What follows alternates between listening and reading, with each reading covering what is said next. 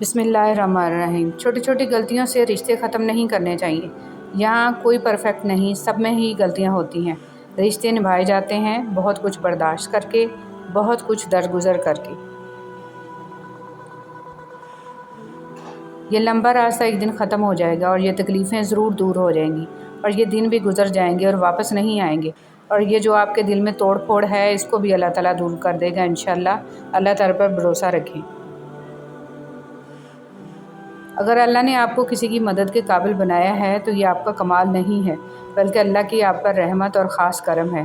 آپ لوگوں کے لیے آسانیاں کریں، اللہ پاک آپ کے لیے آسانیاں فرمائے گا۔ مجھے امی کا خدا پسند ہے۔ ابو کہتے تھے کہ خدا مارتا ہے، جلاتا ہے اور دوزخ میں ڈالتا ہے، مگر امی کہتی تھیں کہ خدا مہربان ہے، بخشتا ہے اور بچاتا ہے۔ بچپن، جس جگہ اور جن کے ساتھ بچپن گزارا ہو وہ جگہ اور وہ لوگ کبھی نہیں بھول سکتے، اور انسان پھر سے اسی جگہ جانا، انہی لوگوں سے ملنا اور بچپن کے دنوں کو ایک بار پھر سے جینا چاہتا ہے۔ آہستہ آہستہ اس حقیقت کو قبول کرنا کہ زندگی ہمیشہ ہماری مرضی کے مطابق نہیں چلتی، کیونکہ ہوتا وہی ہے جو منظور خدا ہوتا ہے۔ اس لیے اللہ کی رضا میں راضی رہنا سیکھو۔ بے شک اللہ پاک کے ہر فیصلے میں کوئی نہ کوئی مصلحت چھپی ہوتی ہے۔ جن سے تعلق رکھنا ہو ان سے بحث نہیں کی جاتی، اور جن سے تعلق نہ رکھنا ہو ان سے بحث کا کوئی فائدہ نہیں ہوتا۔ دنیا میں سب سے زیادہ مطمئن لوگ وہ ہوتے ہیں جو اپنے معاملات اللہ کے سپرد کر دیتے ہیں۔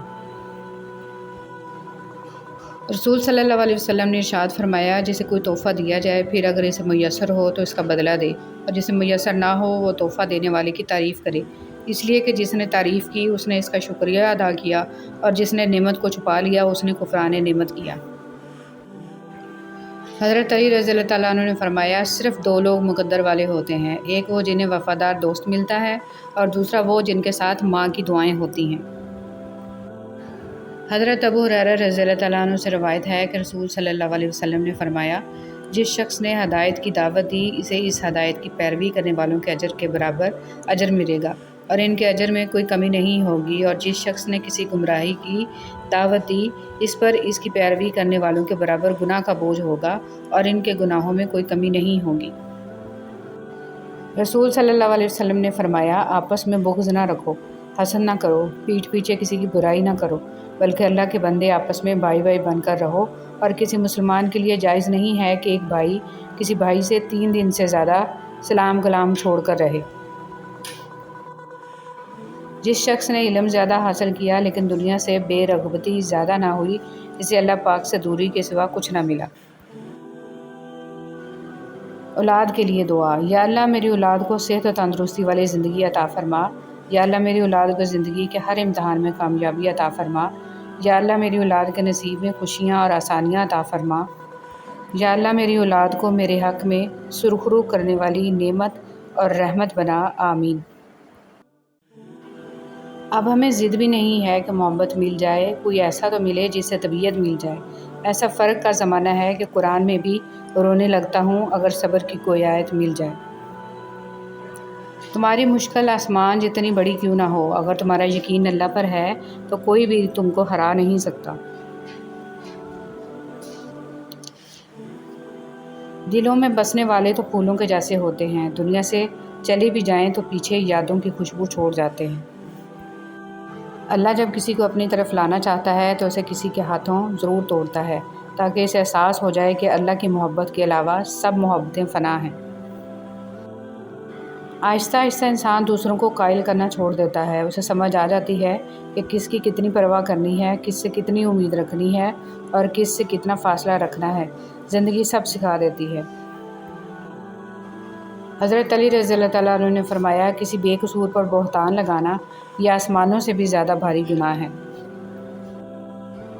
الرحمن، وہ آزماتا بھی ہے اور نوازتا بھی ہے۔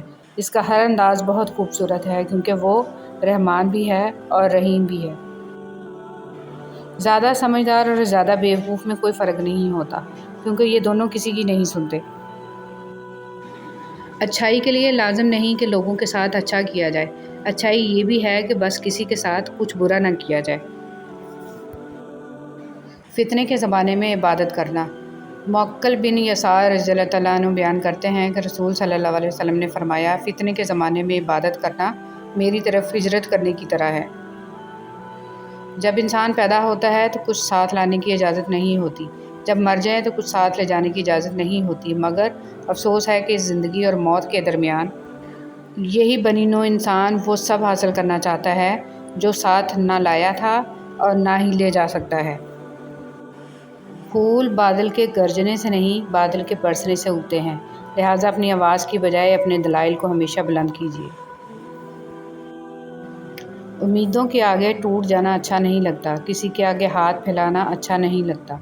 मुझे देने वालों की कितार में ही रखना मेरे मालिक, तेरे दर के सिवा कहीं सर झुकाना अच्छा नहीं लगता।